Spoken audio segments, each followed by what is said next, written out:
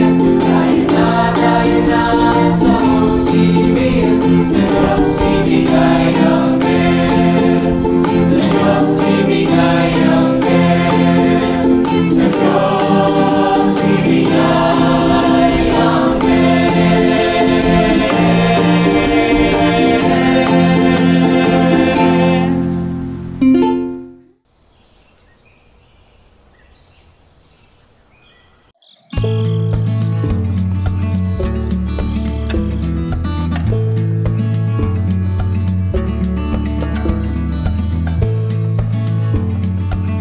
Okay, let's sing the song, I've Got Joy. I've got joy. Ready? Sing. I've got joy down in my heart. Deep, deep down in my heart. J-O-Y down in my heart. Deep, deep down in my heart. Jesus gave it to me, and no one can destroy it. Destroy, destroy, destroy. Oops, I've got joy down in my heart. Deep, deep down in my heart. One more time. J-O-Y down in my heart. Deep, deep down in my heart. Jesus gave it to me, and no one can destroy it. Destroy, destroy, destroy. Oops, I've got joy down in my heart. Deep, deep down in my heart.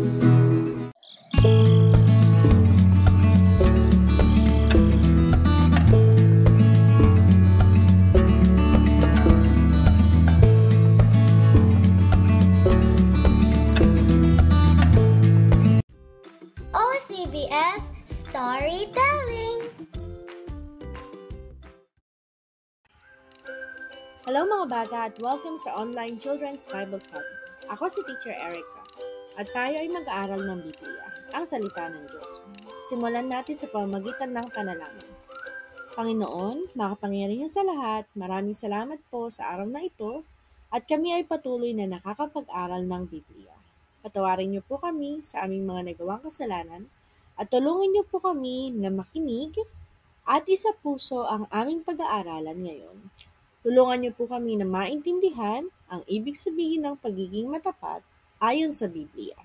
Ibinabalik namin ang papuri at pasasalamat sa tanging pangalan ni Kristo Jesus. Amen. Truthful na ibig sabihin ay sincere or honest. Sa Tagalog ay buong puso o matapat. Ang story natin ay mababasa sa Biblia sa Luke chapter 19 verses 1 to 10. Ang title ng ating story ay Story of Zacchaeus. Simulan na natin. There was once a man called Zacchaeus who lived in a town called Jericho. He was a very small and very selfish man. His job was to collect money from people for the government, or a tax collector. But Zacchaeus took more money than he should. If the people got angry with him, he said that he would put them in jail. This made the people very frightened and very cross with Zacchaeus. And he did not have many friends. He was very lonely. One day, everyone in the town was very excited because Jesus was coming to visit.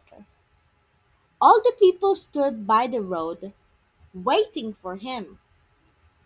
Zacchaeus wanted to see Jesus too, but again, he was so small he couldn't see anything. Suddenly, he had an idea. He would climb a big tree at the end of the road. And on the top of the big tree, Zacchaeus said it was a great sitting in the branches.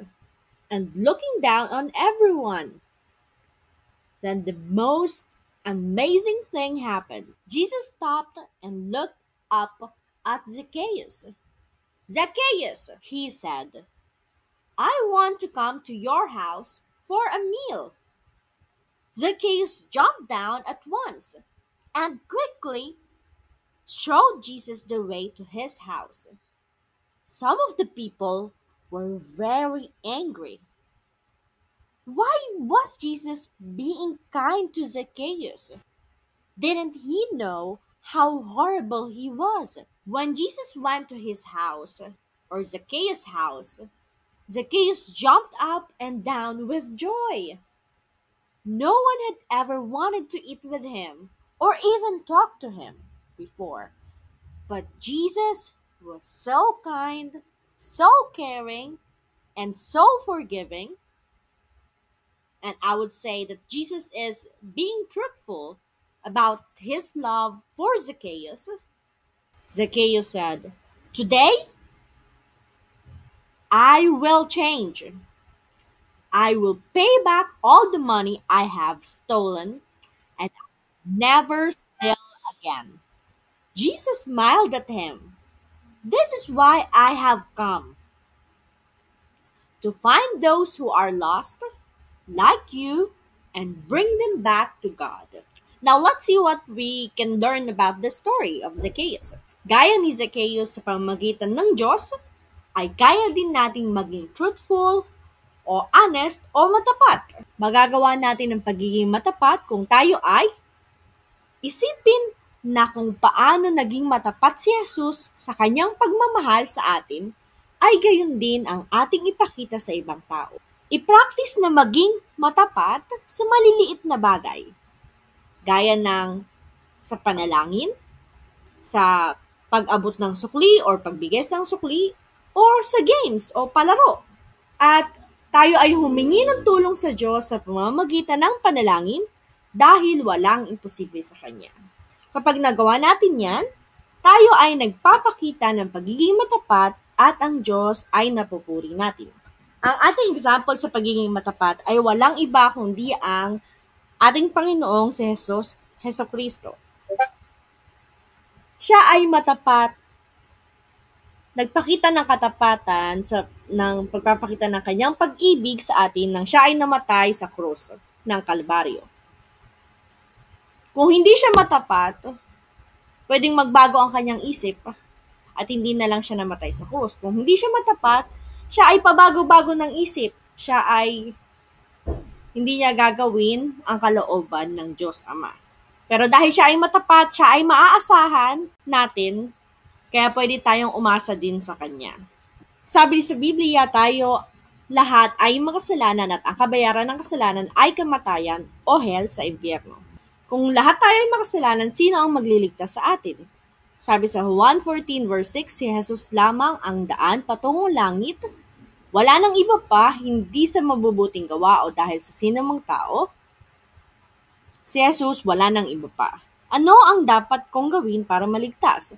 Sabi sa Biblia, kung sino man ang magsisi ng kasalanan at maniwala ng buong puso na si Jesus ay namatay at nabuhay na muli para sa atin, ikaw, ako ay maliligtas. Ang sabi sa Titus 1 verse 2, upang sila'y magkaroon ng pag-asa sa buhay na walang hanggan, na bago pa nagsimula ang mga panahon ay ipinangako na ng Diyos, ang Diyos na hindi nagsisinungaling. Ang ating memory verse ay nasa Luke chapter 19 verse 17. And he said unto him, Well, thou good servant, because thou hast been faithful in a very little, have thou authority over 10 cities. I-memorize natin ang verse at isend ang inyong video kay Sir Cedric. Now let's go to Q&A. Question number 1, kaninong story ang ating napag-aralan? Letter A, John. Letter B, Zach. Letter C, Zacchaeus. Question number 2, ano ang title ng ating kwento? Letter A, Zacchaeus. Letter B, Story of Zacchaeus. Letter C, Story of Mark. Question number 3, si Zacchaeus ay isang, letter A, hari, letter B, police, letter C, tax collector.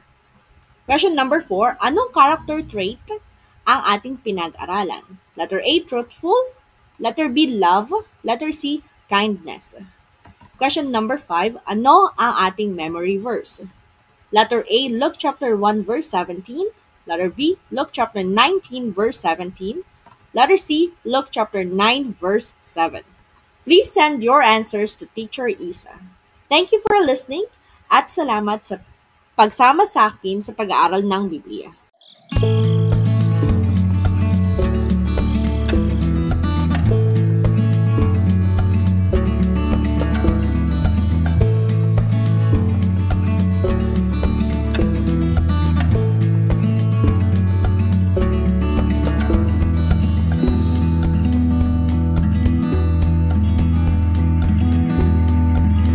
Sing the song, Give Me Oil in My Lamp.